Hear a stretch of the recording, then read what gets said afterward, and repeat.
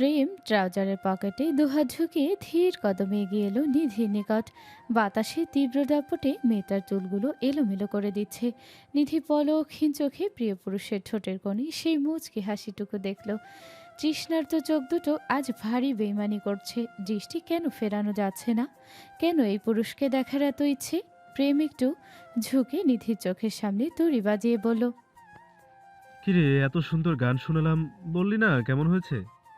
নিধি লজ্জা পেল, দৃষ্টি সরিয়ে বলল, আপনার গানের গলা বড়ই ভীষণ সুন্দর ডাক্তারবাবু। ধন্যবাদ। আরেকটা শোনাবো নাকি? নিধি কি মানা করবে? সে প্রেমের দিকে তাকিয়ে বলল, আজ বোধ হয় আপনার মুড অনেক ভালো। খুব। কারণ জানিস? কি? তোর ভাবি, মানে আমার উনি আর কি, ও আমায়। নিধি থামিয়ে দিল প্রেমকে, বলল, বুঝেছি, আপনার প্রেমিকার জন্য মুড ভালো, তাই তো? প্রেম মুচকি হাসল। প্রেমের সে হাসি দেখে নিধির অশান্ত চোখ দুটো বৃষ্টির পানির মতো বর্ষণ শুরু করে দিয়েছে। নিধি উল্টো ফিরে দাঁড়ালো, ছাদের দরজার দিকে এগিয়ে যেতে নিলেই প্রেম বলল, চলে যাচ্ছিস? নিধির কদম স্থির করে বলল, যাচ্ছি। থেকে যা আর কিছুক্ষণ। নিষিদ্ধ জিনিসের আশেপাশে থাকাটাও বড্ড কষ্টকর ডাক্তারবাবু। নিধি হন হন করে ছাদ থেকে নেমে গেল। প্রেম ঠোঁট কামড়ে দাঁড়িয়ে রইল সেখানে। নিধির কথার মানে সে বুঝেছে। একটা মেয়ে এত বলদ হয় কি করে? এইটুকু কথা শুনেই নাকের পানি চোখের পানি এক করে ফেলেছে। তবে নিধিকে জ্বালাতে ভালোই লাগছে প্রেমের। অর্ণব, স্বার্থ, মেহেরাব এবং সেহের পুলিশ স্টেশন থেকে বের হলো মাত্র। স্বার্থ ফাইজের সাথে ঝামেলা করেছে, এটা নিয়েই মূলত ঝামেলা। আর এই ঝামেলাটা বাঁধিয়েছে নিশা। স্বার্থ ভীষণ চটে আছে নিশার উপর। কত বড় কলিজা নিয়ে ঘোরে ওই মেয়ে, ভাবা যায়?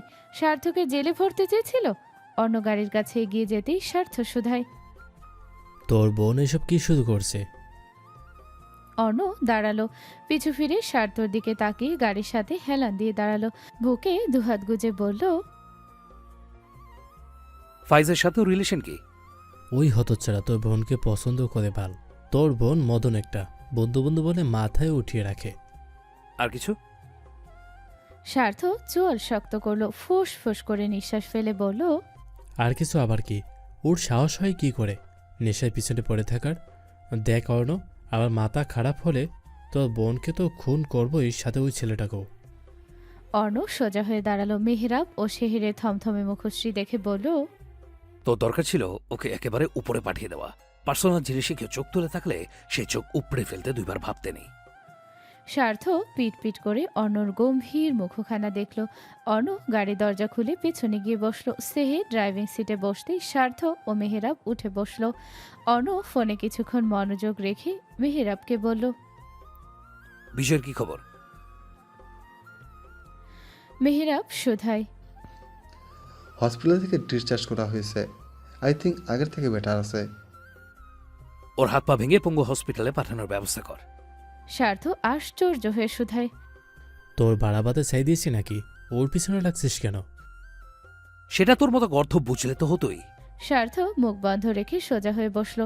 শালার একটা জীবন পেয়েছে, সুখ শান্তি কিচ্ছু নেই। মেহেরাব দীর্ঘশ্বাস ফেলে বলল, তোর বাবা ওর বাবার সাথে বর্তমানে ডিলে আছে, ভালো করে জানিস। এখন কোনো ঝামেলা করলে তোদের কোম্পানির ক্ষতি হবে, তাও কোটি কোটি টাকা। যা বলেছি সেটা কর। অর্ণ, যা বলেছি সেটাই কর। মেহেরাব আর কথা বলল না। গাড়ি এসে থামলো প্রেমের হসপিটালের সামনে। অন্যরা নেমে এলো গাড়ি থেকে। 7 তলার 134 নম্বর রুমে এলো ওরা। প্রেম আগে থেকেই উপস্থিত সেখানে। স্বার্থ ফাইজের পাশে এসে বসলো। ফাইজ ভীত চোখে স্বার্থকে দেখে প্রেমকে বলল, ডক্টর, এই লোক গুন্ডা মস্তানি করে বেড়ায়, প্লিজ এদের বের করুন কেবিন থেকে।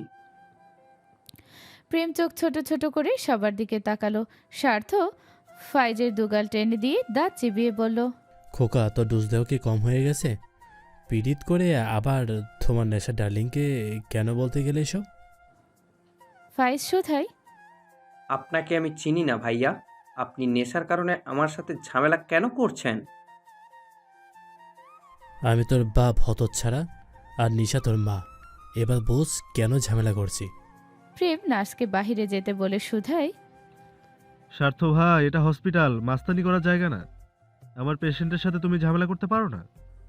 স্বার্থ অবাক হওয়ার ভান করে প্রেমের দিকে তাকালো, বলল, ডক্টর সাহেব, আমি আপনার পেশেন্ট। বাচ্চা ডেলিভারি করতে এসেছি, মাস্তানি করতে নয়। প্রেম হতবাক হয়ে বলল, কার ডেলিভারি করাতে এসেছো? কেন আমার? প্রেম স্বার্থর পেটের দিকে তাকালো, আবার স্বার্থর দিকে তাকিয়ে বলল, তোমার ডেলিভারি কিভাবে করাবো? যেভাবে করায় ওইভাবেই করবি। সেহের প্রেমের সাথে চোখাচোখি করে বলল। তোর বাচ্চার বাপকে? স্বার্থ ঠোঁট টেনে হাসলো, সেহেরের দিকে তাকিয়ে মুচকি হেসে বলল, জানো, তুমিও তো আমার বাচ্চার বাপ। তোমার ছোঁয়া জাদুতে আমি বাবা হতে চলেছি। সেহের ছিটকে দূরে সরে গেল, নাক মুখ কুচকে বলল, ছি, আমাকে কি তোর গে মনে হয়? মানলাম আজ অবধি কোনো মেয়ে পটাতে পারেনি, তাই বলে তোর সাথে? ছি। স্বার্থ সেহেরের কথায় কান্না দিয়ে প্রেমকে বলল। নে, এবার বাচ্চাটা বের কর। প্রেম ভোতা মুখে স্বার্থর বদন পানে তাকিয়ে বলল, মেইন পয়েন্ট কেটে বের করতে হবে। রাজি থাকলে বলো, আজকেই তোমার বাচ্চা বের করে দিচ্ছি। বিকেলবেলায় কায়নাত বাগানে পানি দিচ্ছিল। আজ সে কিংবা নিশা কেউ কলেজে যায়নি। নাজনীন কাল চলে যাবে খুলনা। সে বাড়ির ভেতর থেকে বেরিয়ে এলো। আদালের সাথে সকালে বাইরে গিয়ে আবার দুপুরের একটু আগে দিয়ে ফিরেছে সে। কায়নাতকে ফুল গাছে পানি দিতে দেখে চুপটি করে দাঁড়িয়ে রইল। কায়নাত পানি দেওয়ার ফাঁকে পেছনে একবার তাকালো। নাজনীনকে দাঁড়িয়ে থাকতে দেখে পানির লাইন বন্ধ করে দিল। এগিয়ে এসে বলল, দাঁড়িয়ে আছো কেন? বসো এখানে। নাজনীন বসলো বেতের চেয়ারে। কায়নাত পাশে বসতেই নাজনীন বলল। কায়নাত দীর্ঘশ্বাস ফেলে বলল, খারাপ থাকার কথা ছিল কি? বেশ। কায়নাত বিয়ের ব্যাপারে কোনো কথা বলতে চাইছে না। এমনিতেই হাজব্যান্ড ওয়াইফের ব্যাপার বাইরের মানুষকে জানানো উচিত নয়। বাড়ির মানুষ জানে, এইটুকুই না হয় থাক। কায়নাত বলল, দাদিকে নিয়ে এলো না কেন? কতদিন হয়ে গেল দাদিকে দেখি না। কায়নাত কথা এড়াচ্ছে। খুব ভালো করে বুঝলো নাজনীন বলল। কায়নাত মাথা ঝাঁকালো। নাজনীনের সাথেও কথা বলতে অস্বস্তি হয়। নাজনীনকে সব সময় বড় ভাই ভেবে এসেছে, কিন্তু সেই ভাই যে তাকে অন্য দৃষ্টিতে দেখে সেটা জানার পর আর স্বাভাবিক আচরণ করার তার পক্ষে সম্ভব হয়নি। নাজনীন বেশ কিছুক্ষণ চুপ থেকে বলল। কায়নাত মুচকি হেসে উঠে দাঁড়ালো, পানির লাইন অন করে বলল, অবশ্যই যাব, খুব শীঘ্রই। নাজনীন নিজে উঠে দাঁড়ালো। কায়নাতের পেছন পেছন গিয়ে ফুল গাছগুলো দেখলো। এটা ওটা নিয়ে টুকটাক কথা বলতে লাগলো। অর্ণ সবেমাত্র বাড়ি ফিরেছে। স্বার্থ বাইক নিয়ে নামিয়ে দিয়ে গেছে তাকে। আজ যেহেতু অর্ণ অফিস যায়নি, তাই গাড়ি নিয়েও বের হয়নি। বাড়ির গেট দিয়ে ভেতরে ঢুকেই প্রথমে চোখ গেল বাগানের শেষ প্রান্তে, যেখানে কায়নাত গাছে পানি দিচ্ছে আর হেসে হেসে নাজনীনের সাথে কথা বলছে। অর্ণ প্যান্টের পকেটে হাত গুজে দাঁড়ালো। সানগ্লাসটা ধূসর রাঙা, শার্টের উপরে বোতামে ঝুলিয়ে রাখা। হালকা রোদের রশ্মিতে তার যত্ন করে গুছিয়ে রাখা চুলগুলো বালির মতো চিকচিক করছে। কপালে গভীর ভাঁজ, চোখ দুটো দূর প্রান্তে তাক করা, ঠোঁটের কোণে হালকা বাঁকা হাসি। সে উঁচু গলা করে বলল, মিসেস অর্ণ চৌধুরী। কায়নাত এহেন ডাকে ফোট করে পেছনে তাকালো। অবাক চোখে অর্ণকে দাঁড়িয়ে থাকতে দেখে থমথমে খেয়ে গেল। নাজনীর বিরক্ত চোখে অর্ণকে দেখে হাত মুঠো বন্দি করে ফেল। অর্ণ বড় বড় পা ফেলে এগিয়ে এলো ওদের নিকট। ওদের সামনে দাঁড়িয়ে অর্ণ ঠোঁটের কোণে মিকি হাসি টানল। সেই হাসিটার মানে একমাত্র নাজনীনই বুঝল। কায়নাত অর্ণকে আজ অন্য গেটআপে দেখে বেশ অবাক হলো। লোকটা কি আজ অফিসে যায়নি? সে দৃষ্টি ঘুরিয়ে আবার ফুল গাছে পানি দিতে লাগলো। অর্ণ নাজনীনের চোখে চোখ রাখল। নাজনীন দৃঢ় কণ্ঠে বলল, খুব, একটু বেশি বলতে পারো। কায়নাত পানি দিতে দিতে অন্য সাইডে চলে গেছে। নাজনীন সেদিকে একবার তাকিয়ে দাঁতে দাঁত চেপে বলল। অর্ণ এমন ভাব করলো যেন সে কিছুতেই শুনতে পায়নি। সে কিছু পিছু ঘুরে কায়নাতকে উদ্দেশ্য করে বলল, শোনো মেয়ে, স্বামীর সেবা যত্ন করার নারীর ধর্ম। তোমার স্বামী এই মুহূর্তে ভীষণ ক্লান্ত, তোমাকে তার দরকার। ঘরে এসে দেখা করে যাও। অর্ণ হন হন করে বাড়ির ভেতর ঢুকে গেল। কায়নাত থম মেরে কিছুক্ষণ দাঁড়িয়ে রইল সেখানে। অর্ণকে তার গণিতের মতো কঠিন মনে হয়। কিছুতেই সে গণিতের উত্তর বের করতে পারে না। তেমনি অর্ণকেও সে এক বিন্দুও বোঝে না। লোকটা অদ্ভুত, একটু বেশি অদ্ভুত। এই ভালো আবার এই খারাপ। সে পানির লাইন বন্ধ করে বাড়ির দিকে হাঁটা ধরল। নাজনীন শুধু নিষ্পলক চোখে দেখে গেল সব। তার ব্যথা হচ্ছে বুকের বাঁ পাশটায়, ভীষণ কষ্ট হচ্ছে। আগে যদি জানতো ভালোবাসা এত কষ্ট, তাহলে হয়তো ভালোবাসার নামটা মুখে আনতো না। যেখানে পা পিছলে একবার পড়েই গেছে, সেখানে থেকে উঠবার আর কোনো উপায় আছে? তবে বর্তমানে এই নারী তার জন্য নিষিদ্ধ। সে চায় কায়নাত ভালো থাকুক, খুব ভালো থাকুক, অর্ণর কাছে সুখ পেলে তার কাছেই থাকুক, কিন্তু পূর্ণ অধিকারে। কায়নাত গুটি গুটি পায়ে কফির কাপ নিয়ে অর্ণর ঘরে প্রবেশ করলো। অর্ণ সোফায় বসে কিছু কাগজপত্র ঘাঁটছিল। কায়নাত রুমে আসতেই সে গম্ভীর কণ্ঠে বলল, কাম হিয়ার।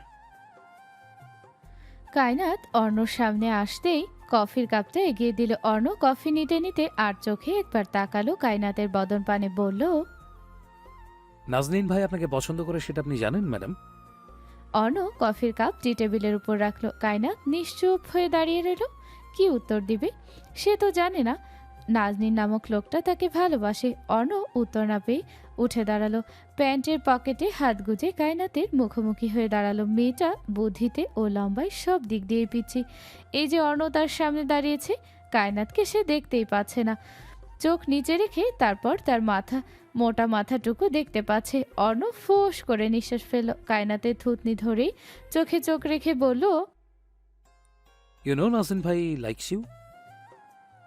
কায়নাত অর্ণর চোখের দিকে বেশিক্ষণ তাকিয়ে থাকতে পারল না, চোখ বন্ধ করে ফেলল সে। অর্ণ মেয়েটার আনন্দ পর্যবেক্ষণ করে নরম কণ্ঠস্বরে বলল, পবিত্র থেকে পাপী হতে যাবেন না, মনে রাখবেন অর্ণ চৌধুরী এখনো আপনার নামের সাথে যুক্ত আছে।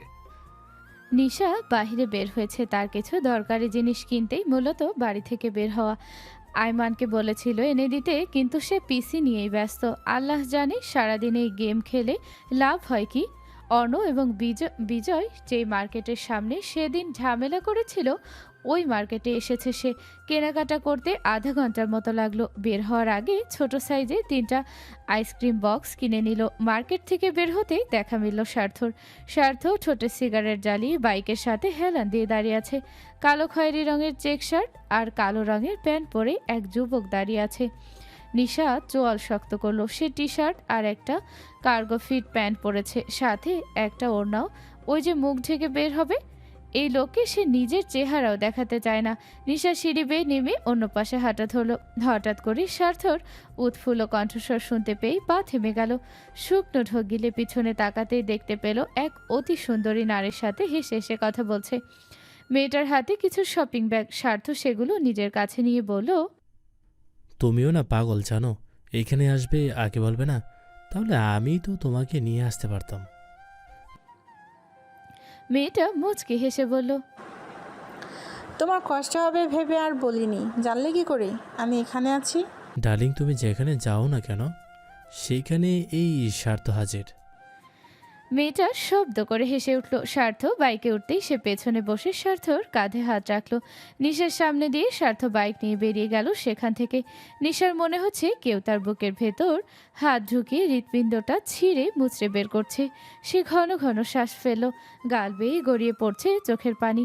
স্বার্থ তাহলে তাকে ভালোবাসে না? সব কিছুই নাটক ছিল। একবারের জন্য ফিরে তাকালো না স্বার্থ। নিশা বাড়ি ফিরে এলো সন্ধ্যার আগ দিয়ে। বাড়ি ফিরে দেখলো নুসরাত চুপচাপ বসে আছে ড্রয়িং রুমে। নিশা আইসক্রিমগুলো ফ্রিজে রেখে বোনের পাশে এসে বসলো। নুসরাত অন্যমনস্ক হয়ে থাকায় নিশাকে খেয়াল করেনি। ও পাশে বসতেই চমকে উঠল। নিশা বলল, ভয় পেয়েছিস? কি ভাবছিলি এমন করে? নুসরাত শুকনো ঢোক গিল, দুপাশে মাথা নাড়িয়ে বলল, কিছু হয়নি। তোর মুখটা এমন শুকনো শুকনো লাগছে কেন?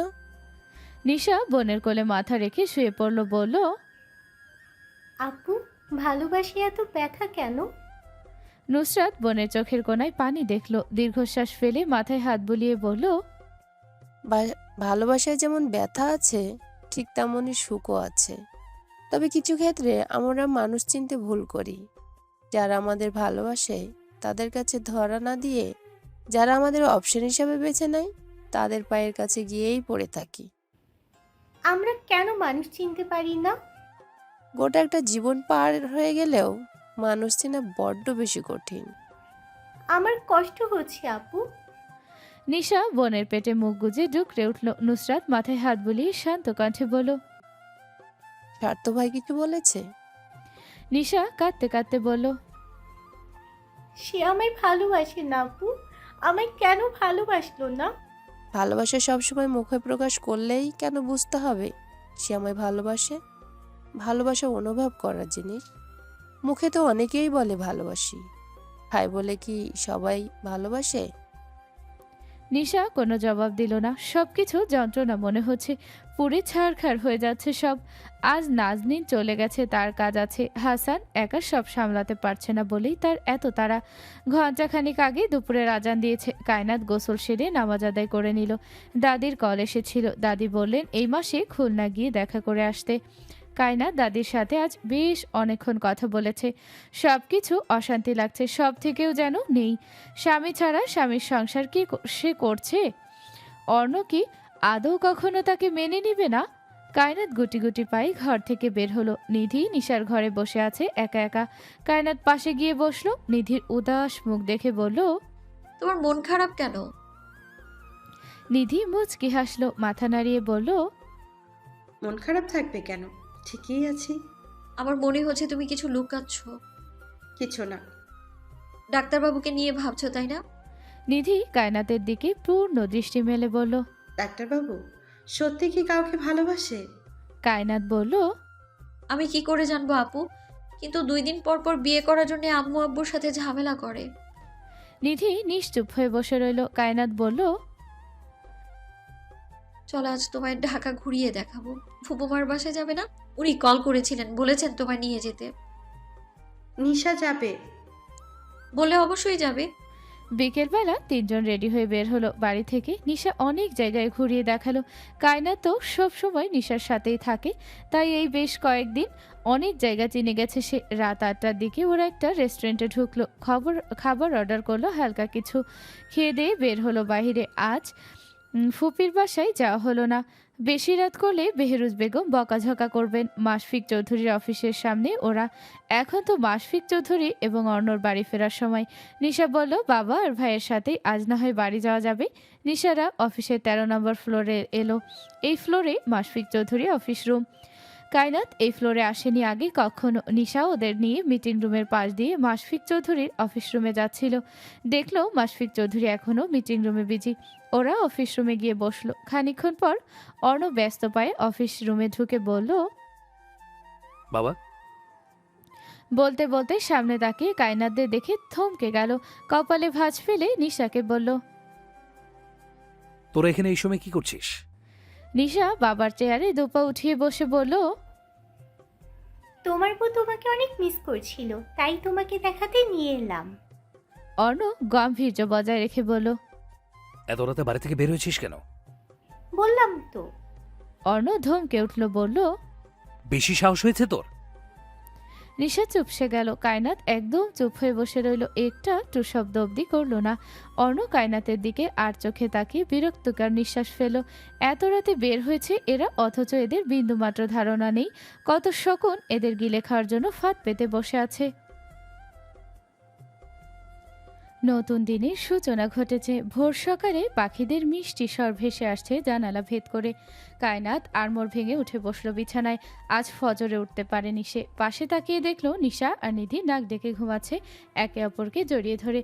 কাল রাতে বাড়ি ফেরার পর বেহরুজ বেগম অনেক বকেছেন তিনজনকে। একে তো রাত করে ফিরেছে, আবার অন্য বাড়ি ফিরে অনেক চিৎকার চেঁচামেচি করেছে। তার ভাব দেখে মনে হচ্ছিল কায়নাতরা ভীষণ বড় ভুল করে ফেলেছে। যত সব ফালতু লোক। কায়নাত বিছানা থেকে নেমে হাত মুখ ধুয়ে ওয়াশরুম থেকে বের হলো। লম্বা চুলগুলো সুন্দর করে বেনুনি গেঁথে কাঁধের দুপাশে ওড়না দিয়ে ঘর থেকে বের হলো। নিশ্চয়ই সাইমা আপা এসে কাজে লেগে গেছে এতক্ষণে। আর বেহরুজ বেগমও উঠে গেছেন। কায়নাত সিঁড়ি বেয়ে নিচে নেমে এলো। দেখলো রান্নাঘর থেকে শব্দ আসছে। সে এগিয়ে গেল সেদিকে। দেখলো সাইমা আপা আর শাশুড়ি মিলে কাজ করছে আর টুকটাক কথা বলছে। কায়নাত উপস্থিত হতেই সাইমা মুচকি হেসে বলল, কায়নাত আর চোখে বেহরুজ বেগমের দিকে তাকিয়ে জবাবে শুধায়, আমি একটু কাজে হেল্প করি। তুমি তো সব সময় করো, আজ আমিও একটু করি। বেহরুজ বেগম সাইমাকে থামতে বললেন। কায়নাতের দিকে তাকিয়ে শক্ত কণ্ঠে বললেন, অর্ণর জন্য 1 কাপ ব্ল্যাক টি নিয়ে ছাদে যাও। কায়নাতের হাসি খুশি মুখটা শুকিয়ে এলো। এই শাশুড়ি ভারী বজাত। একে তো নানু শাশুড়ি এসে ঘাড়ের উপর বসে নানা রকম বাজে কথা বলে, তাকে বিপদে ফেলেছে। তো অন্যদিকে শাশুড়ি 3 বেলায় ছেলের সকল কাজ তাকে দিয়েই করাচ্ছে। অথচ পোড়া কপাল স্বামী তার বউকেই মানে না। কায়নাত চুপচাপ ব্ল্যাক টি বানিয়ে সিঁড়ি বেয়ে ছাদের দরজার কাছে এলো। মাথা আগে বের করে উকি দিল বজ্জাত জামাইয়ের সাথে আবার দামড়া দেবরগুলো আছে নাকি। আশেপাশে কাউকে দেখতে না পেয়ে সে পা রাখলো ছাদে। একটু এগিয়ে এসে বামে তাকাতেই দেখতে পেল খালি গায়ে সুঠাম দেহি তার সুদর্শন স্বামীকে। পরনে শুধু হালকা কালো রঙের একটা ট্রাউজার। ঘামে পুরো শরীর চিকচিক করছে, হাতের মাসেলগুলো ফুলে উঠেছে আপ ডাউন করার কারণে। কায়নাত শুকনো ঢোক গেল। অর্ণর পিঠের ঠিক মধ্যখানে একটা কালো কুচকুচে তিল আছে।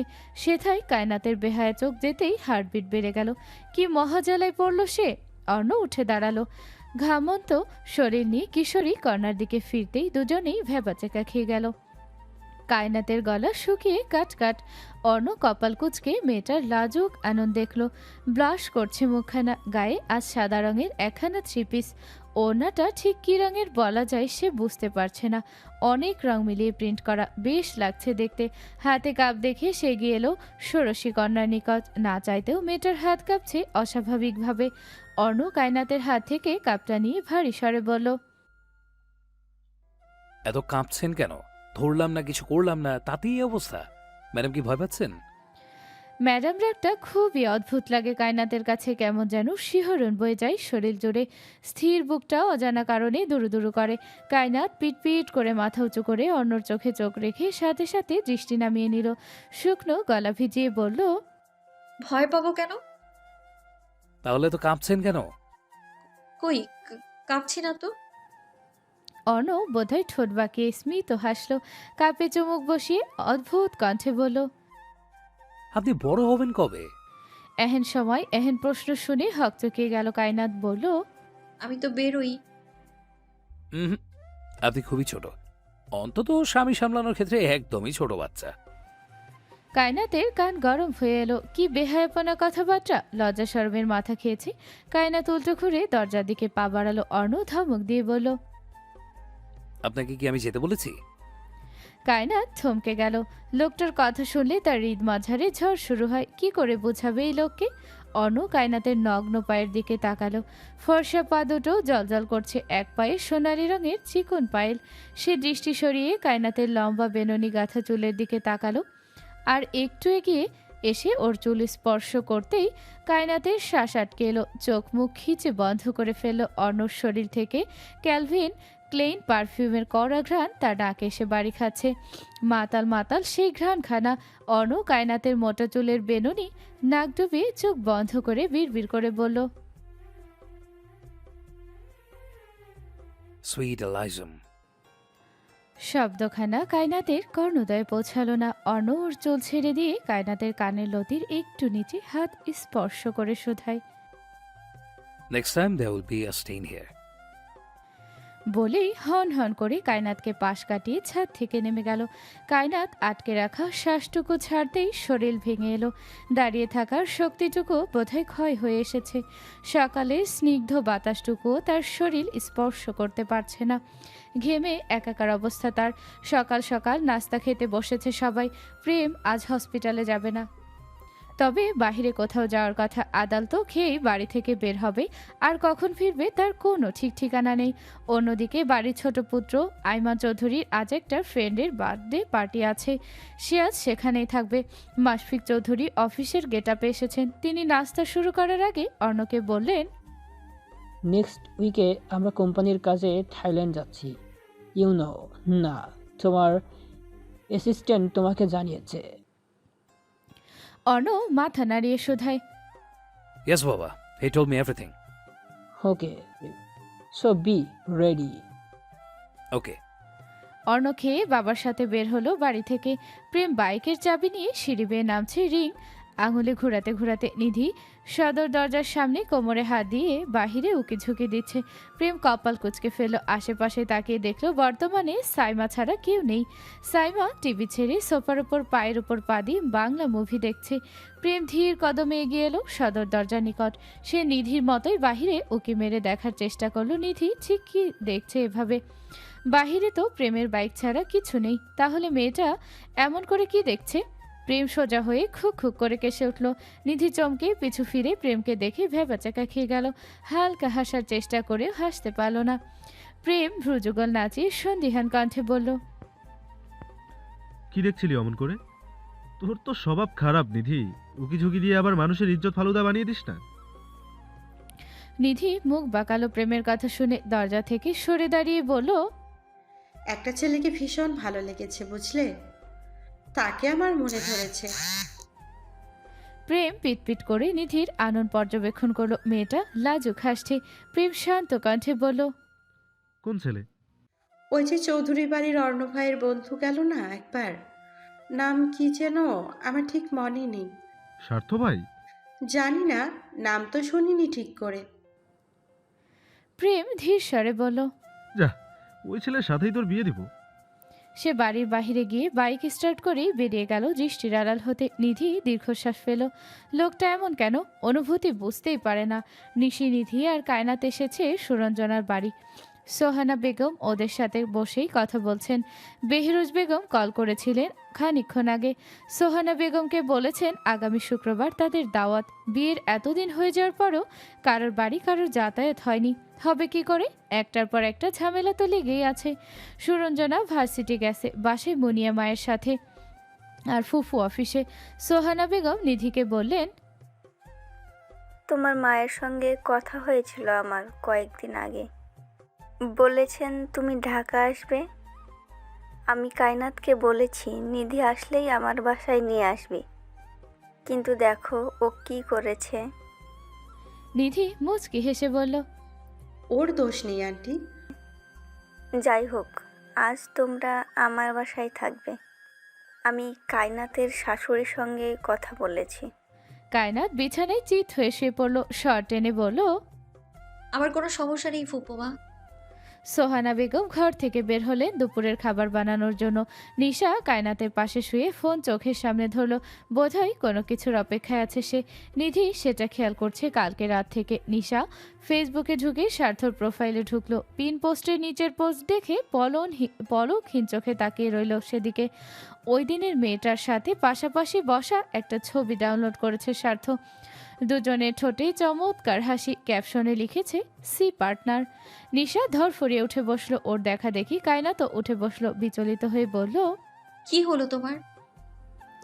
নিশা কায়নাতের সামনে ফোন ধরে বলল, এটা স্বার্থ ভাই না? কায়নাত ছবিখানা দেখে মাথা নাড়িয়ে বলল, হ্যাঁ। নিশা ফুস ফুস করে নিঃশ্বাস ফেলল। ঠোঁট উল্টে কাদো কাদো মুখ করে বলল, বলো। বেইমান একটা। পাশের মেয়েটা অনেক সুন্দর। কে এটা? নিশা চোখ পাকিয়ে তাকালো। কায়নাতের দিকে তাকিয়ে বলল, তুমি আমার শত্রু?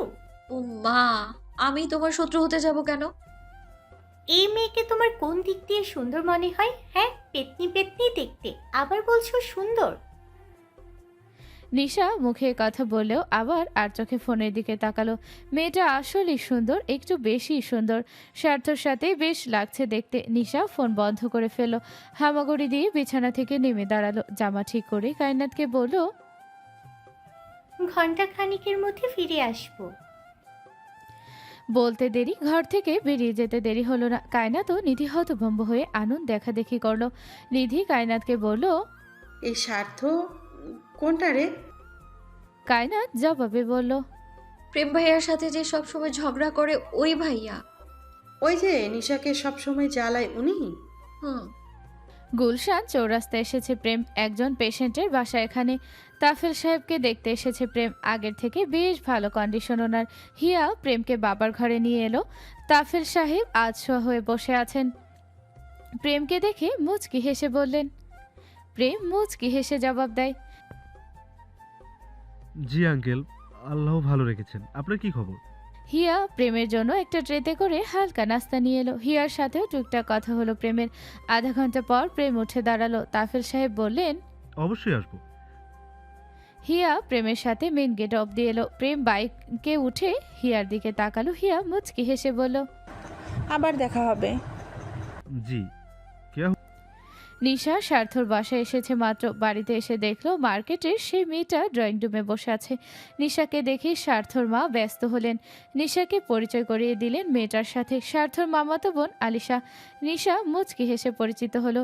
স্বার্থর মা সেখান থেকে সরতেই আলিশা শুধায়, তুমি অন্য ভাইয়ার বোন তাই না? জি। ও, এখানে স্বার্থর সাথে দেখা করতে এসেছো বুঝি? শরীরটা জ্বলে যাচ্ছে বারে বারে এই মেয়ের মুখে স্বার্থর নাম শুনে। সে রাগ সংযত করে ঠোঁটে জোরপূর্বক হাসি টেনে বলল, হ্যাঁ, তার সাথেই দেখা করতে এসেছি। আচ্ছা, আমি ডেকে নিয়ে আসছি, তুমি বসো। সমস্যা নেই, আমি নিজে গিয়ে দেখা করে আসতে পারবো। নিশা উঠে দাঁড়ালো। আলিশা চোরা চোখে নিশাকে দেখলো, তারও বোধহয় সহ্য হচ্ছে না নিশাকে। নিশা হন হন করে উপরে উঠে এলো, শরীরটা জ্বলে পুড়ে ছারখার হয়ে যাচ্ছে। এই মেয়ে আর স্বার্থ একই বাড়িতে থাকছে ভাবলেও ভীষণ রাগ হচ্ছে। নিশা দরজায় জোরে জোরে বাড়ি দিল, মনে হচ্ছে সব রাগ দরজায় ঢালছে। স্বার্থ এসে দরজা খুলে দিতেই নিশা হুড়মুড়িয়ে ঘরের ভেতর প্রবেশ করলো। স্বার্থর বুকে জোরে কয়েকবার ঘুষি মেরে চিৎকার করে বলল, তুই একটা বেঈমান, খারাপ ফাজিল লোক। স্বার্থ হতবাক হয়ে নিশার দুহাত শক্ত করে আঁকড়ে ধরে। নিশা রেগে ফায়ার হয়ে আছে, চোখ গরম করে স্বার্থর দিকে তাকাতেই স্বার্থ ধমক দিয়ে উঠল। What nonsense! নিশা ধাক্কা দিয়ে স্বার্থকে সরিয়ে দিল, বলল, তুই আসলে একটা বেঈমান, নাটক করার আগে একবারও ভাবলে না কিছু? কি করেছি আমি? নিশা বলল, কি করনি তুমি সেটা বলো। স্বার্থ শান্ত হলো, ঠান্ডা কণ্ঠে বলল, আমার বাড়িতে এসেছিস কেন? এখন এই বাড়িতে আসার জন্য কারণ লাগবে আমার? আমাকে তুমি জিজ্ঞেস করছো কেন এসেছি? হ্যাঁ করেছি। এই বাড়িতে কি কাজ তোর? নিশা ছলছল চোখে স্বার্থকে দেখলো, শুকনো ঢোক গিলে কাপা কণ্ঠে বলল, আমাকে তুমি কারণ দেখাচ্ছ আজ? স্বার্থ ভাই রূপের এত পাওয়ার আগে জানা ছিল না, আজ রূপবতীর অভাব হচ্ছে না আশেপাশে, তাই না? নিশা পেছন দিকে না দেখে পা রাখলো, ঘরে প্রবেশ করলো আলিশা। নিশাকে কাঁদতে দেখে ভ্রুকুটি করে স্বার্থ রাগান্বিত বদন পর্যবেক্ষণ করলো। সে কাটা গায়ে লবণ দেওয়ার জন্য স্বার্থর নিকট এগিয়ে গেল, স্বার্থর হাত ধরে বলল, তুমি চিৎকার করছো কেন স্বার্থ? স্বার্থ নিশার অবিশ্বাস্য চোখে তাকিয়ে আছে, নিজের প্রতি আজ অবিশ্বাস দেখছে ওই চোখ জোড়ায়। নিশা স্বার্থর হাতের দিকে তাকিয়ে চোখে পানি রেখেও হেসে ফেল, স্বার্থর দিকে তাকিয়ে ছোট করে বলল, সত্যি আজ আমি ভীষণ অবাক। নিশা বেরিয়ে গেল ঘর থেকে। স্বার্থ ঝাড়া মেরে আলিশার হাত সরিয়ে দিয়ে ধমক দিয়ে বলল, হাত ধরেছে কেন তুমি? আলিশা শুধায়, তুমি চিৎকার করছো কেন? সেটা তোমাকে বলতে বাধ্য নই আমি। স্বার্থ বেরিয়ে গেল ঘর থেকে। বাড়ির বাহিরে যেতে যেতেই নিশা চলে গেছে। স্বার্থ নাক মুখ কুচকে ফেলল, এত জেদ এই মেয়ের বলার বাহিরে। বেশি কথা শুনিয়ে ফেললো নাকি? বাচ্চা মেয়ে আবার দেখা গেল আকাম করে বসবে। স্বার্থ সেহেরকে কল করে চৌধুরী বাড়ি যেতে বলল, সেহের যেতে পারবে না বলে জানিয়েছে। স্বার্থ নিজেই বের হলো, চৌধুরী বাড়ি গিয়ে দেখলো নিশা নেই, আর আজ সে বাড়িও ফিরবে না। পরে জানতে পারলো কায়নাতের ফুপুর বাসায় গেছে ওরা। স্বার্থ প্রেমকে কল করলো, প্রেম চৌধুরী বাড়ি চলে গেছে। স্বার্থ দেখলো প্রেমের বাইক এদিকে এগিয়ে আসছে, সে কল কেটে দিল। প্রেম বাইক থেকে নেমে স্বার্থর কাছে এগিয়ে এলো, ফোন চেক করে বলল, জি क्या हुआ? আমার বাল হুয়া। প্রেম নাক মুখ কুচকে ফেললো। স্বার্থ বলল, তো বালের বোন কি আসলে মানুষ? আমার বোন তোমার চুল ছিঁড়তে গিয়েছিল নাকি? মাথা গরম, ফাইজলামি করিস না। প্রেগন্যান্সির সময় এমন একটু একটু হয়, ব্যাপার না। স্বার্থ দাঁতে দাঁত চাপলো, বলল, তোর ভাবির ফুপুমার বাসা কই? ভাবির ফুপুর বাসা দিয়ে তোমার কাজ কি? প্রেম আমাকে রাগাস না, বেশি বাড়াবাড়ি করলে তোর দমটা না বাজিয়ে ফেলবো। সোহানা বেগম রান্নার কাজে ব্যস্ত, মুনিয়া মায়ের সাথে টুকটাক কাজে হাত লাগাচ্ছে। নিশা বাড়ি ফিরেই চুপ করে বিছানার এক কোনায় বসেছে, না কারোর সাথে কথা বলছে আর না স্বাভাবিক আচরণ করছে। কায়নাত গালে হাত দিয়ে নিশাকে পরখ করছে কপাল কুচকে। হলো কি এই মেয়ের? রেগে মেগে বাড়ি থেকে বের হলো আর একদম শান্ত হয়ে ফিরল। কায়নাত ঘাটল না বেশি, বিছানা থেকে নেমে ঘরের বাইরে এলো সে। বিশাল বড় ফ্ল্যাট ফুপুদের, 5টা বেডরুম এর ফ্ল্যাটে। কায়নাত রান্নাঘরের দিকে এগিয়ে গেল, দেখলো ফুপুমা চুলায় তরকারি নাড়ছে আর মুনিয়া নিচে বসে সালাদ বানাচ্ছে। হঠাৎ করে কলিং বেল বাজায়। সোহানা বেগম রান্নাঘরের দরজার দিকে তাকালেন। কায়নাতকে দেখে ব্যস্ত হয়ে বললেন, দেখ তো কে এলো। কায়নাত ফ্ল্যাটের মেইন দরজা খুলে দিতেই সামনে স্বার্থ আর প্রেমকে দেখে ভীষণ অবাক হলো। স্বার্থ মুচকি হেসে বলল, আসসালামু আলাইকুম শালাদ বউ। কায়নাত হতভম্ব হয়ে সালামের উত্তর নিয়ে বলল, এটা কেমন ডাক? স্বার্থ কপাল কুঁচকে বলল, সব কথা বাইরে দাঁড়িয়ে বলবো? ভিতরে যেতে দিবে না? কায়নাত তাড়াতাড়ি করে দাঁড়ালো। স্বার্থ প্রেমকে নিয়ে ড্রয়িং রুমের সোফায় গিয়ে বসলো। কায়নাত দরজা লাগিয়ে দিয়ে ওদের নিকট এগিয়ে এলো। রান্নাঘর থেকে সোহানা বেগম বললেন, কে এলো রে কায়নাত? কায়নাত ইতস্তত বোধ করে শুধায়, আমার দেবরে এসেছে ফুপুমা। সোহানা বেগম চুলার জাল কমিয়ে তাড়াহুড়ো করে বের হলেন রান্নাঘর থেকে। স্বার্থ ও প্রেম দুজনেই সালাম দিল। সোহানা বেগম অচেনা 2 ছেলেকে দেখে জোরপূর্বক হাসলেন। কায়নাত প্রেমকে দেখিয়ে বলল, উনি আমার বড় দেবর। তারপর স্বার্থকে দেখিয়ে বলল, আর উনি হচ্ছেন ওনার ভাইয়ের বন্ধু স্বার্থ ভাইয়া। সোহানা বেগম মুচকি হেসে বললেন, ভালো আছো বাবা তোমরা? প্রেম বলল, জি আন্টি। তোমরা বসো, আমি তোমাদের জন্য ঠান্ডার ব্যবস্থা করছি। তিনি চলে গেলেন। স্বার্থ কায়নাতকে দেখে বলল, ভাবি? কায়নাত স্বার্থর দিকে তাকালো, বলল, আমাকে নাম ধরে ডাকবেন। আপনাদের মতো বুড়ো লোকদের মুখে ভাবি ডাক শুনলে আমার নিজেকে কেমন বুড়ি বুড়ি মনে হয়। স্বার্থর মুখখানা ভোতা হয়ে গেল। প্রেম ঠোঁট কামড়ে হাসি আটকানোর চেষ্টা করলো। ঠিক জায়গায় উচিত কথা বলেছে কায়নাত। প্রেম স্বার্থর দিকে তাকিয়ে ভ্রু নাচিয়ে মেকি হেসে বলল, মুরব্বী মানুষ বলে কথা, নাম ধরে ডেকো কেমন? স্বার্থ কটমট করে প্রেমের দিকে তাকালো, তারপর কায়নাতের দিকে তাকিয়ে মিনমিন করে বলল, শালাদ বউই ঠিক আছে। যাই হোক, তোমার কালনাগিনী ননদ কই? কায়নাত ভ্রু কুচকে বলল, কালনাগিনী আবার কি? আমার ননদ অনেক ভালো। ভালো না ছাই? কায়নাত সরু চোখে স্বার্থকে দেখলো। প্রেম দাঁত কিরমির করে স্বার্থকে বলল, আমার বোনের নামে আর একটা ফাউল কথা বললে তোমার খবর আছে। কি করবি তুই? হ্যাডাম দেখাচ্ছিস কার সাথে? কায়নাত নাক মুখ কুচকে ফেলল দুজনের ঝগড়া দেখে। যেখানে সেখানে ঝগড়া করা এদের কাজ। সোহানা বেগম ঠান্ডা জুস এনে দিলেন ওদের। কায়নাত সুরঞ্জনার ঘরে গিয়ে বলল, প্রেম আর স্বার্থ এসেছে। নিশা শুনেছে, তবুও ঘরের বাইরে আসেনি।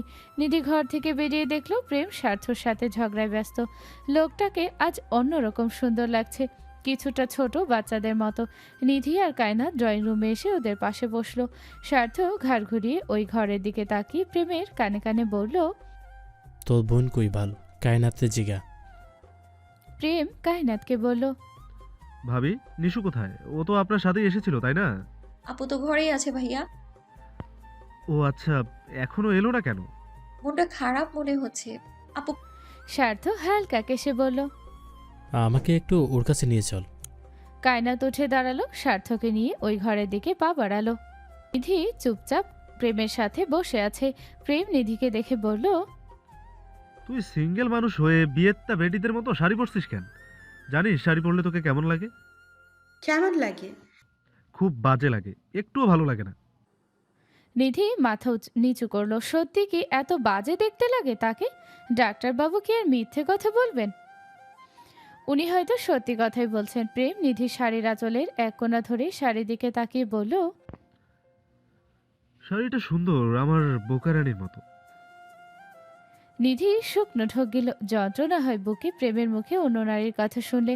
এই লোক কেন বুঝলো না তাকে? তার অনুভূতি, ভালোবাসা, মুগ্ধতা কিছুই বুঝলো না, নাকি বুঝেও না বোঝার ভান করে? হয়তো তাই। ডাক্তারবাবুর জীবনে এক অন্য নারীর অস্তিত্ব আছে, সেখানে নিধি কি করে প্রবেশ করতে পারে? প্রেমের ফোন বেজে উঠল। সে শাড়ি ছেড়ে দিয়ে ফোন স্পিকারে দিয়ে বলল, হ্যালো। ওপাশ থেকে এক নারীর চিকন মিষ্টি কণ্ঠস্বর ভেসে এলো। সেটা হচ্ছে হিয়ার। হিয়া বলল, প্রেম বলছেন? জি। আপনার মানিব্যাগটা আমার বাসায় ফেলে গেছেন। প্রেম প্যান্টের পকেটে হাত দিয়ে দেখলো সত্যি মানিব্যাগটা নেই। সে দীর্ঘশ্বাস ফেলে বলল, ভুলে গেছি, আপনি রাখুন, আমি সন্ধ্যার আগে গিয়ে নিয়ে আসবো। ঠিক আছে, রাখছি তাহলে, আবার দেখা হবে। জি অবশ্যই। প্রেম কল কেটে দিল। নিধি বলল, মেয়েটাকে ডাক্তারবাবু, আপনি তার বাসায় গিয়েছিলেন? প্রেম ফোন রেখে পিট পিট করে নিধির পুরো আনন্দ দেখলো। ঠোঁট কামড়ে একটু হেসে বলল, যা ভাবছিস তাই, সেই সে। নিধি জোরপূর্বক হাসল খানিক। ভালোবাসার গভীরতা অনেক দূর অব্দি চলে গেছে বুঝতে তার সময় লাগলো না। প্রেম নিধির শুকনো মুখ দেখে মিটি মিটি হাসলো। মেয়েটাকে জ্বালাতে এত ভালো লাগে ভাষায় প্রকাশ করার মতো না। একটু বেশি বকাশোকা মেয়ে। স্বার্থ ঘরে এসে নিশার পাশে বসলো। কায়নাতও কোমরে হাত দিয়ে কোমর বাঁকিয়ে দেয়ালের সাথে হেলান দিয়ে দাঁড়ালো। কপালে গভীর ভাঁজ আর দৃষ্টি স্বার্থর দিকে। স্বার্থ আর চোখে কায়নাতকে দেখলো। ভারী বজ্জাত মার্কা একটা বউ বিয়ে করেছে অর্ণ। বাচ্চা মেয়ে বিয়ে করলে যা হয়, ঘটে কিছু নেই। স্বার্থ দীর্ঘশ্বাস ফেলে নিশাকে বলল। নিশু। নিশা বলল, আমার চোখের সামনে থেকে চলে যাও, এখানে এসেছো কেন? স্বার্থ শুকনো ঢোক গিল নিশার খড়খড়ে কণ্ঠস্বর শুনে। সে আদুরে কণ্ঠে বলল, চল আজ তোকে নিয়ে ঘুরে আসি।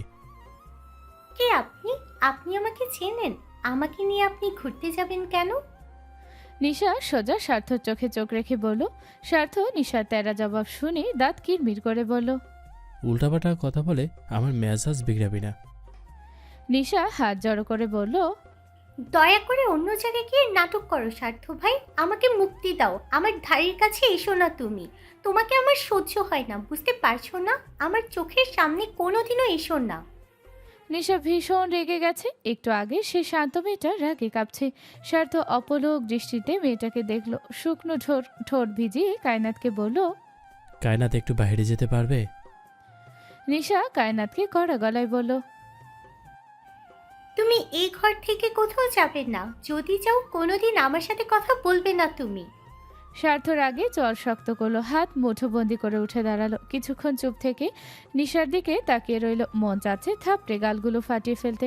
একে তো দোষ করবে, আবার রাগও দেখাবে। স্বার্থ চেয়েছিল মেয়েটা নিজের ভুল বুঝুক, স্বার্থকে বুঝুক, তার অনুভূতিগুলো অনুভব করুক। কিন্তু না, নিশা তার উল্টো কাজ করে যাচ্ছে।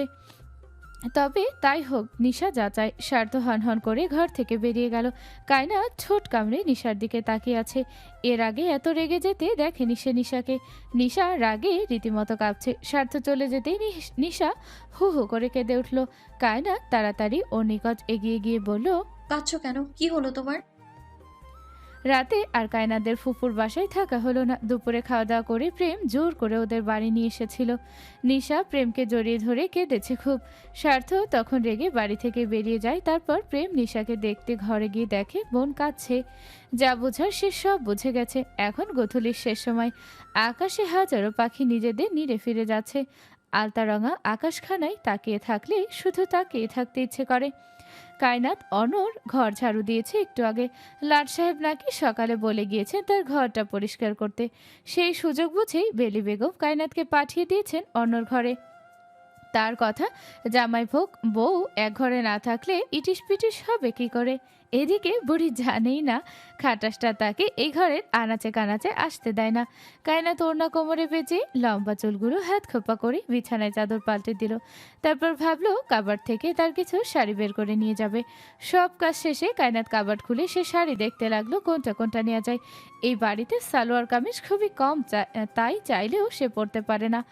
সেই ঘুরে ফিরে শাড়ি পরতে হয়। নিচে একটা ড্রয়ার আছে ছোট, সেখানে একটা পেপারের অর্ধেক বের হয়ে আছে, চাবি সাথে ঝুলিয়ে রাখা। হয়তো তাড়াহুড়োয় অন্য চাবি রেখে চলে গেছে। কায়নাত শাড়ি বের করে বিছানায় রাখলো। ড্রয়ার পুরোটা খুলে পেপারটা হাতে নিতেই চোখ গেল ড্রয়ারে রাখা কিছু হাস্যজ্জ্বল ছবির দিকে। কায়নাতের দৃষ্টি কেঁপে উঠল, পরানটা ছেদ করে উঠল। সেদিকে চোখ যেতেই শুকনো ঠোক গিলে কয়েকটা ছবি উঠিয়ে নিল হাতে। অতি সুন্দরী এক নারীর পাশে তার হালাল পুরুষ।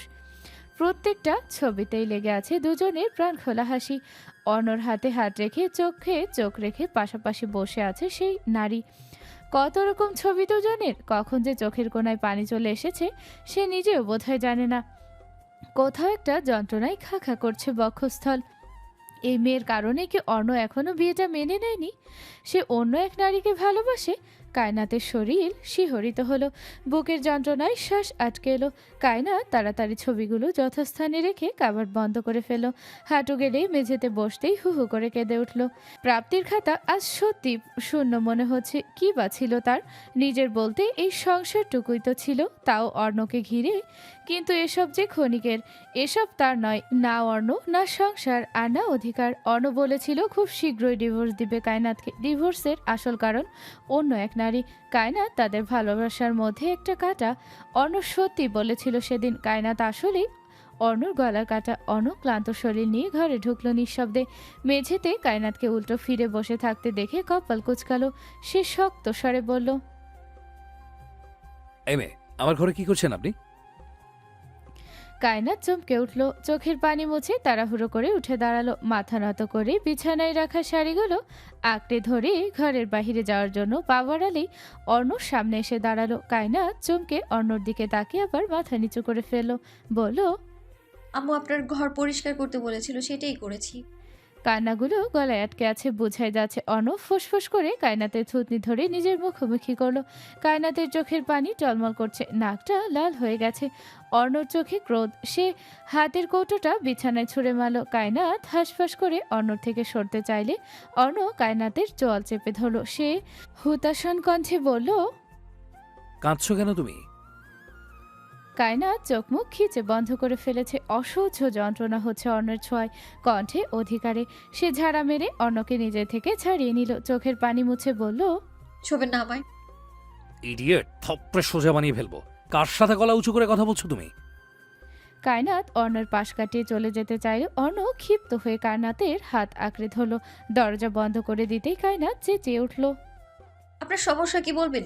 বিয়ে মানেন না, বউ মানেন না, তাহলে সেই মেয়েকে নিয়ে কেন এত মাথা ব্যথা আপনার? বিয়ে যখন মানেনি না, তাহলে ডিভোর্সটা দিয়েই দিন। আপনিও মুক্তি পাবেন আর আমিও। ডিভোর্স তো আমি দেবই। আপনি কি ভাবছেন আপনাকে সংসার করার জন্য বিয়ে করেছি? সেটাই, বিয়েটাই যখন মানেন না, তাহলে এত কথা বাড়িয়ে লাভ নেই। ডিভোর্স পেপার এলে আমায় পাঠিয়ে দেবেন, আমি সাইন করে দেব। তারপর দরজার দিকে তাকিয়ে বলল, দরজাটা খুলে দিন। পারবো না। বলেই অর্ণ কাবার থেকে জামা কাপড় নিয়ে ওয়াশরুমে ঢুকে গেল। কায়নাত অনেক কষ্টে নিজেকে সামলালো। সবকিছু বিষের মতো লাগছে, যন্ত্রণা হচ্ছে। নিজের বলতে আর কিছুই রইল না। অন্তত একটা আশা ছিল, অর্ণ একদিন না একদিন তাকে মেনে নিবে, ভালোবাসবে। কায়নাত শাড়িগুলো বিছানার উপর রেখে বারান্দায় গেল। শীতল বাতাস তার সর্বাঙ্গে স্পর্শ করতেই আনন বেয়ে গড়িয়ে পড়ল দু ফোঁটা জল। সে ভেবেছিল নিজেদের একটু সময় দিবে, কিন্তু এত বড় একটা সিদ্ধান্ত নিতে হবে কখনো কল্পনাতেও ভাবেনি। আজ বড্ড মায়ের কথা মনে পড়ছে। মানেই আজ বছর খানেক হতে চলল। মা সবসময় কায়নাতের মাথায় আদুরে হাত বুলিয়ে বলতেন, বুড়ি, তুই একদিন অনেক সুখী হবি দেখিস। আজ কায়নাতের চিৎকার করে বলতে ইচ্ছে করছে, দেখো মা, পৃথিবীর সব থেকে সুখী মানুষ আমি। আমার মতো সুখী মানুষ এই পৃথিবীতে কখনো না জন্মাক। এমন সুখ কারো না হোক। তুমি দেখছো মা, তোমার শুভ কত সুখে আছে। সুখ জিনিসটাই বোধহয় ষোড়শী কন্যার জন্য নিষিদ্ধ। এই দুনিয়ায় জন্ম নেওয়াটাই চরম পাপ হয়েছে। জন্ম নিয়ে বাপকে মারলো, বিয়ের আগে মাকে, আর বিয়ের পর স্বামীকে। সুখটা কোথায়? সে চাইলেও তো কোথাও যেতে পারবে না। চৌধুরী বাড়ির বড় কর্তা তাকে কিনে এনেছিলেন। যাদের কাছে সে বিক্রি হয়েছে তাদের রেখে কোথায় যাবে? মা বেঁচে থাকলে বোধহয় এত সুখ কপালে থাকতো না। সুখের সাগরে এমনভাবে ভেসেছে যে ডাঙায় উঠতে পারছে না। কায়নাত চোখের পানি মুছে ঠোঁটের কোণায় হালকা হাসি টানলো। আকাশের দিকে তাকিয়ে সব থেকে বেশি জ্বলজ্বল করতে থাকা তারাটার দিকে তাকিয়ে বলল, এত সুখ আমার কপালে লেখা ছিল, আমি জানতাম না মা। সুখগুলো বুকের ভেতরটা ছিন্ন ভিন্ন করে ছাড়খাড় করে দিচ্ছে। তুমি দেখতে পাচ্ছ তোমার মেয়ে কত সুখে আছে। বয়সের আগে ভীষণ বড় হয়ে গেলাম আমি। তোমার মেয়ের বিয়ে হয়েছে, ছোট একটা সংসার হয়েছে, কিন্তু স্বামী সংসার কিছুই তার নয়। কেন মা? আমারও তো ইচ্ছে হয় সংসারের। আমি কেন সব পেয়েও কিছুই পেলাম না? আমার কি আছে এই পৃথিবীতে? আমি যে আমারও না। আজ শুক্রবার, মাঝে কেটে গেছে দুদিন। সকালে নাস্তা শেষ করেছে সবাই একটু আগে। বেহরুজ বেগম, বেলি বেগম ও মাশফিক চৌধুরী বসে আছেন ড্রয়িং রুমে। আপাতত আশেপাশে কেউ নেই। সাইমা বাগানে গেছে নুসরাতের সাথে। মাশফিক চৌধুরী হতাশার স্বরে আফসোস করে বলতেন, বুঝলে বেহরোজ, ছেলেটাকে বিয়ে দিয়ে বোধহয় ভুল করলাম। কায়নাত মেয়েটা অনেক ছোট, বোঝ হয়নি এখনো। অন্য চাইছে ওকে ছেড়ে দিতে, কিন্তু এটা কি করে সম্ভব বলো? 2 গ্রাম সাক্ষী রেখে ওদের বিয়ে দিয়েছি, আর ডিভোর্স দিলে মেয়েটা কোথায় যাবে? মির্জা বাড়ি তো কখনোই যেতে পারবে না। আর রইল চৌধুরী বাড়ি, সেখানেও শান্তিতে থাকতে পারবে না। কি করব কিছুই বুঝতে পারতেছি না। মেয়েটার মুখ দেখলে আমার অনেক মায়া হয়। বুক চিরে বেরিয়ে এলো চাপা নিঃশ্বাস। বেহরুজ বেগম মন দিয়ে স্বামীর কথা শুনলেন। অর্ণকে তিনি পেটে ধারণ করলেও তার সন্তানকে বুঝতে পারা ভীষণ কষ্টকর তার জন্য। পড়শির ব্যাপারটা ক্লোজ হওয়ার পর থেকে ছেলেটা বিয়ে নামক জিনিসটা নিয়ে একটু বেশি ডিস্টার্ব। তাহলে কি অর্ণ এখনো পড়শিকে নিয়ে ভাবে? বেহরুজ বেগম বেশি মাথা ঘাটাতে পারলেন না। তিনি চাইছে না এই বিষয়ে ভাবতে, কিংবা অর্ণর ডিভোর্সের ব্যাপার নিয়ে তিনি দীর্ঘশ্বাস ফেলে শুধান, অর্ণর সাথে তোমার কথা হয়েছে? হ্যাঁ, ডিভোর্স চাই। ও ম্যাচিউর একটা ছেলে হয়ে কি করে এমন একটা ডিসিশন নিতে পারে? সেটা তোমার ছেলেকে গিয়ে জিজ্ঞাসা করো। বেহরুজ বেগম অস্থির হয়ে চোখ বুঝলেন। ছেলেটাকে নিয়ে তিনি কি করবেন? বিয়ের আগে একবারের জন্য তাকে জানানো হয়নি তাদের বিয়ে দেওয়া হবে, তাহলে হয়তো কিছু করলেও করা যেত। কিন্তু এখন ঘরে অর্ণর বিয়ে করা বউ উপস্থিত। খানিকক্ষণ পর কায়নাত নেমে এলো সিঁড়ি বেয়ে। শ্বশুর শাশুড়ি সামনে এগিয়ে আসতেই বেলি বেগম তার পাশে বসালেন তাকে। মাশফিক চৌধুরী হেসে বললেন, কিছু বলবে মা? কায়নাত মাথা ঝাঁকিয়ে বলল, সকালে আমার ফুপুমা কল করেছিলেন, আম্মুকে কল দিয়েছেন, আম্মু নাকি কল রিসিভ করেনি। বেহরুজ বেগম তাড়াহুড়ো করে উঠে দাঁড়ালেন, বললেন, ফোন তো আমার কাছেই নেই, বসো আমি ঘর থেকে নিয়ে আসছি। বেহরুজ বেগম হুড়হুড় করে উপরে উঠে গেলেন। মাশফিক চৌধুরী বললেন, কেন কল করেছিলেন? হুট করে কাল সিদ্ধান্ত নেওয়া হয়েছে সুরঞ্জন আপুর বাগদান হবে শুক্রবারে, অনুষ্ঠান করা হবে, তাই আম্মুকে কল দিয়েছিলেন। আজ বোধহয় আপনাদের ও বাড়ি যেতে হবে। আজ যাবো কেন? ফুপুমা আম্মুকে কল করে আজ যেতে বলেছেন। মাশফিক চৌধুরী দীর্ঘশ্বাস ফেললেন। বেহরুজ বেগম কথা বলে নিচে নেমে এলেন। কায়নাত বাগানে গিয়ে দেখল নুসরাত সাইমার সাথে বসে বসে গল্প করছে। বাড়ির দারোয়ান ফোনে গান ছেড়ে গান শুনছে। সে এগিয়ে গেল নুসরাতের কাছে। নুসরাত কায়নাতকে দেখে পাশে বসতে বলল। কায়নাত বসলো, গায়ের ওড়না ঠিক করে, আর চোখে পুরো বাগানে চোখ বুলিয়ে কপাল কুঁচকে বলল, বাগানে পানি দিয়েছে কে আপু? সাইমা দাঁত বের করে গদগদ করে বলল, মালি রাখা হয়েছে বড় ভাবি, আপনি জানেন না? মালি রাখা হয়েছে? কবে? কে রাখলো? বড় ভাই রাখছে। কায়নাত অবাক হলো ভীষণ। অর্ণ লোক রেখেছে, তাও আবার এই কাজের জন্য? লোকটা তো ফুল পছন্দই করে না। কায়নাত দীর্ঘশ্বাস ফেলে নুসরাতের শুকিয়ে যাওয়া আনন পানে তাকিয়ে বলল, আপু তুমি ঠিক আছো? দিন দিন এমন শুকিয়ে কেন যাচ্ছ? নিজের যত্ন না নিলে বাবু ভালো থাকবে কি করে? নুসরাতের ঠোঁটে ক্লান্তির হাসি। সে ধীর কণ্ঠে বলল, আমি ঠিক আছি। সাইমা মাঝে হাত ঢুকিয়ে ফট করে বলল, মিথ্যা কথা কও কেন বড় আপা? তুমি যে তোমার জামাইরে দেখছো কালকে এর লাইগা কান্না করতেছো, এইটা তো আমি নিজের চোখে দেখছি। নুসরাত ধমকে উঠল আকস্মিক, চোখ রাঙিয়ে বলল, এখান থেকে যা সাইমা। কায়নাত হতভম্ব হয়ে তাকালো নুসরাতের দিকে। নুসরাত না বলল, বাবা মারা গেছে? তাহলে তাকে দেখলো কি করে নুসরাত? সাইমা একা একা বকবক করতে করতে চলে গেল। নুসরাত মাথা চেপে ধরে বসে আছে।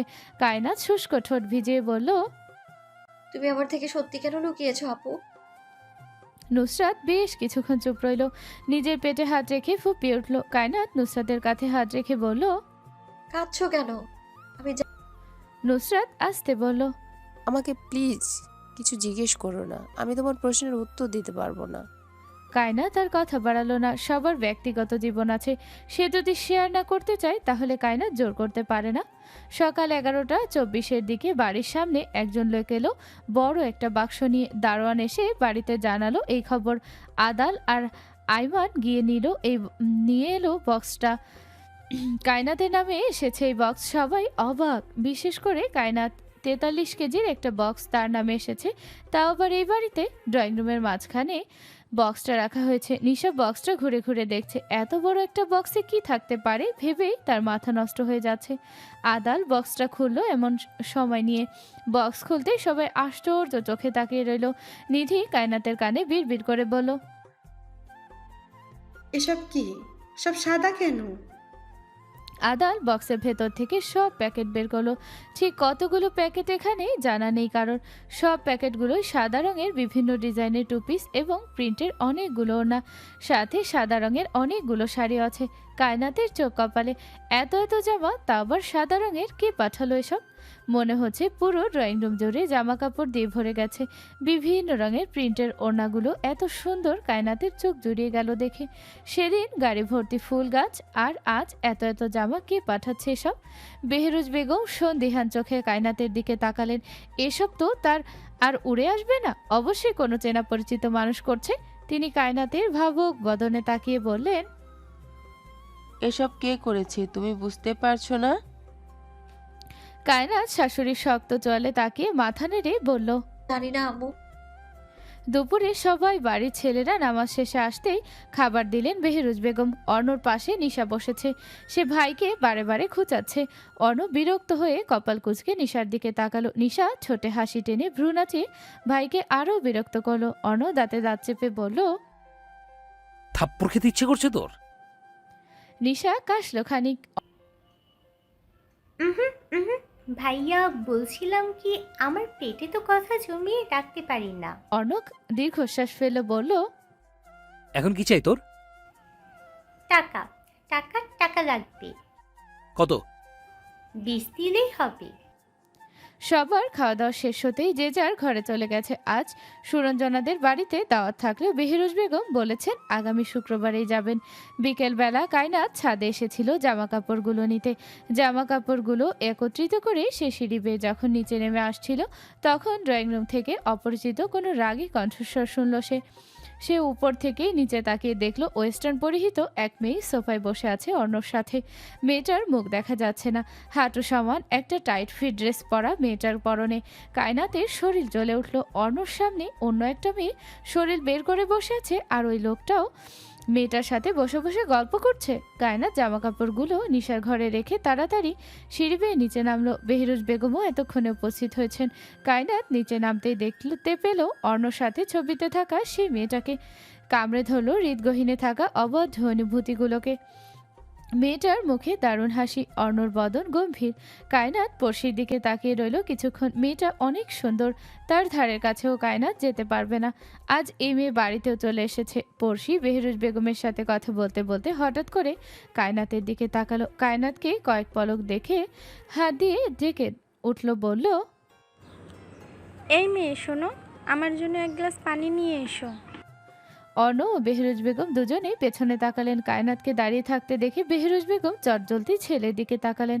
অর্ণ শান্ত চোখে কায়নাতের দিকে তাকিয়ে আছে। কায়নাত কি করবে বুঝতে পারছে না। পড়শি আবার ধমক দিয়ে বলল,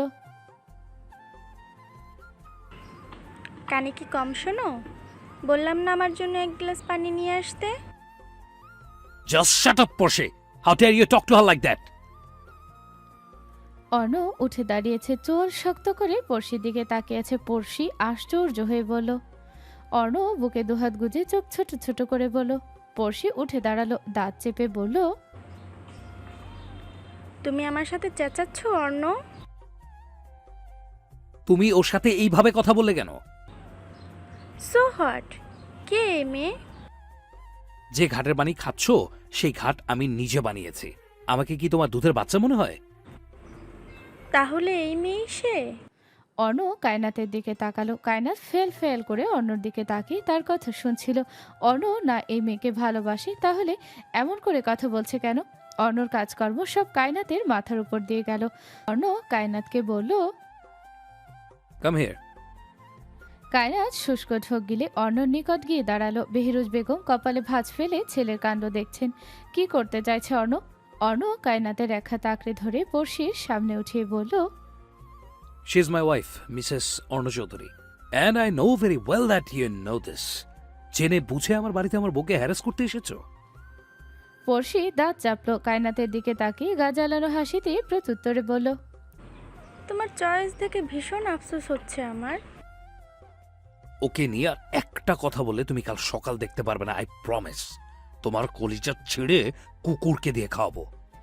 অপমানে পড়শি রাগে গিজগিজ করতে লাগলো। এই মেয়ের জন্য অর্ণ অপমান করছে। বেহরুজ বেগম পরিস্থিতি বুঝে পড়শিকে শক্ত গলায় শুধান, তুমি তোমার লিমিটে থাকো পড়শি। আমার বাড়ি এসে আমার ছেলের বউকে নিয়ে উল্টাপাল্টা কথা বললে ভেবো না আমি তোমাকে ছেড়ে দিব। পড়শি নিজের সাইড ব্যাগ তুলে নিয়ে ঠোঁট বাঁকিয়ে হাসলো। বাড়ির বাইরে যাওয়ার আগে বলে গেল, শুরুটা যেহেতু তিক্ততা দিয়ে শুরু হলো, তাহলে শেষটা ধ্বংস দিয়েই শেষ হবে। আবার দেখা হবে। পড়শি বাড়ি থেকে বেরিয়ে গেছে। অর্ণের হাতে এখনো কায়নাতের ডান হাত। বেহরুজ বেগম আর চোখে সেদিকে তাকিয়ে সিঁড়ি বেয়ে উপরে উঠে গেলেন। কায়নাত আশ্চর্য নয়নে এখনো সদর দরজার দিকে তাকিয়ে আছে। একটু আগে এখানে কি হলো সব তো মাথার উপর দিয়ে যাচ্ছে। কায়নাত চোখ ঘুরিয়ে ড্যাব ড্যাব করে নিজের হাতের দিকে তাকালো। অর্ণ শক্ত করে ধরে রেখেছে। সে হাত মোচড়ামুচড়ি শুরু করলে অর্ণ ছেড়ে দিল। কায়নাত শুষ্ক ঠোঁট ভিজিয়ে বলল, উনি আপনার কে হন?